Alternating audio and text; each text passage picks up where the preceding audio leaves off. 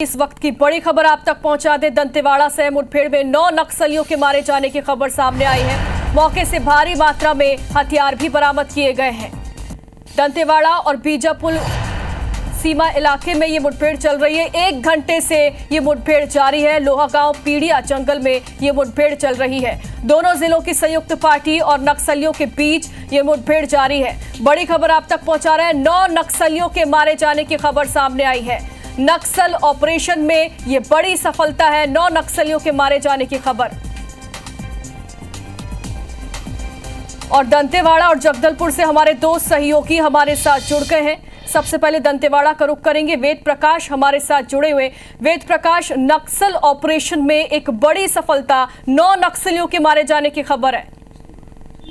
जी हाँ, अभी तक तो जानकारी निकलकर सामने आ रही है होगी। तो उसके मुताबिक 9 या उससे ज़्यादा नक्सली मारे गए होंगे। जैसा कि पुलिस के आला अधिकारी बता रहे हैं कि ये मुठभेड़ किरंदुल की पहाड़ियों के नीचे जो पीड़िया लोहागांव हिरोली का इलाका है, यहाँ पर नक्सलियों की मौजूदगी की सूचना मिली थी। इसी सूचना पर बस्तर फाइटर, डीआरजी और सीआरपीएफ की टुकड़ियाँ निकाली गई थी। चूँकि वो इलाका घने जंगलों वाला है और वहाँ माओवादियों की हलचल हमेशा से ही सुनाई देती है, तो इस लिहाज से पुलिस ने बड़ी पार्टी निकाली थी।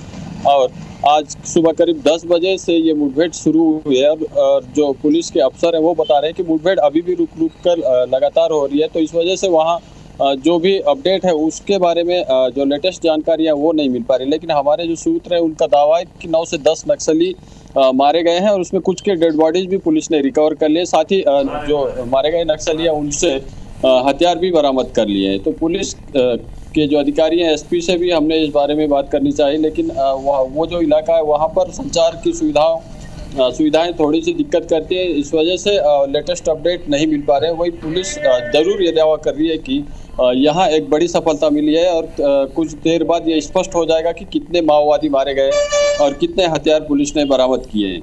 योगिता जी बिल्कुल। और अब जगदलपुर से हमारे साथ हमारे सहयोगी नरेश मिश्रा हमारे साथ जुड़े हुए। नरेश, पीडिया के जंगल में ये मुठभेड़ अभी भी जारी है, क्या अपडेट इस वक्त का आपके पास है, बताएं। देखिए, अभी हमको तुरंत ही जो जानकारी मिली है उसमें 9 नक्सलियों के मारे जाने की बात साफ हो गई है। ये शव भी पुलिस ने वहां से बरामद कर लिए हैं। हथियार भी बरामद हुए हैं। हालांकि ये अत्याधुनिक हथियार हैं या कैसे हैं ये स्पष्ट नहीं हुआ है। लेकिन जो पूरी मुठभेड़ है वो करीब 5 से 7 किलोमीटर के जंगल के टफ टेरेन में हुई, जो एक तरह से पहाड़ी इलाका है क्योंकि बैलाडुला से लगा हुआ क्षेत्र है। तो यहाँ पर जो वेपन्स हैं वो बरामद किए गए हैं। 65 की तादाद में नक्सली की मौजूदगी की सूचना यहाँ पर मिली थी। और जो PLGA कंपनी नंबर 3 है उसका कमांडर एल्ला, इसकी मौजूदगी की सूचना के आधार पर यह संयुक्त ऑपरेशन इस इलाके में लॉन्च किया गया था इस क्षेत्र में। और चूंकि ये जो बैलाडीला के पहाड़ के निचला हिस्सा है, इसलिए नक्सलियों का ये सुरक्षित ठिकाना रहा है दशकों से। यहाँ आमतौर पर पुलिस को पहुंचने में वक्त लगता है, इसलिए रात में ही पुलिस पार्टियां अंदर पहुंची और उसके बाद ये सुबह के वक्त ये मुठभेड़ शुरू हुई। तो अलग अलग जगहों पर किसी जगह पे 2, फिर 4, फिर 7 और फिर जो आखिरी जो शव पुलिस ने बरामद किए हैं, 9 के करीब ये शव वहां पर मौके पे बरामद किए गए हैं। उनकी शिनाख्ती फिलहाल जारी है और मौके पर ही पुलिस टीम मौजूद है और लगातार पूरे एरिया की सर्च भी अभी जारी है। और पुलिस का अनुमान है कि और भी कई जो नक्सली हैं वो घायल हुए हैं मुठभेड़ में, जिनकी तलाश हो सकती है और अभी सर्चिंग में देर शाम तक इन आंकड़ों में बदलाव हो सकता है। जी नरेश, कितने नक्सली घायल हुए हैं, क्या कोई आंकड़ा सामने आया है अब तक?